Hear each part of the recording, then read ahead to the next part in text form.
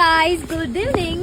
आणि मी ऊस खाती आता. तर आज मी शेताकडे आली आहे. म्हणजे रोजच आम्ही येतो वॉकिंगला वगैरे. तर खूप सारे लोक असं म्हणतात की मी डिप्रेशनमध्ये गेलोय, मला खूप टेन्शन आहे, माझ्या लाईफमध्ये काही चांगलं घडतच नाही, हे ते.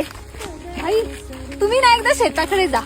तुमच्या जवळपास असेल, तुम्ही गावात राहत असाल किंवा जरी गावात राहत नसाल, सिटीमध्ये राहत असाल, पण गावाकडे जा, शेतात जा. तुम्हाला यासारखं सुख कुठेच नाही भेटणार भाई. हे जे काही आहे ना, हे कमाल आहे. तुम्ही बघा. आणि आता ऊस आहे, सो तिथे ट्रॅक्टर थांबले होते, त्यामध्ये ऊस सारे ऊस ठेवले होते. त्यातून आम्ही ऊस काढल्याने आम्ही आता खात्यात चाललोय.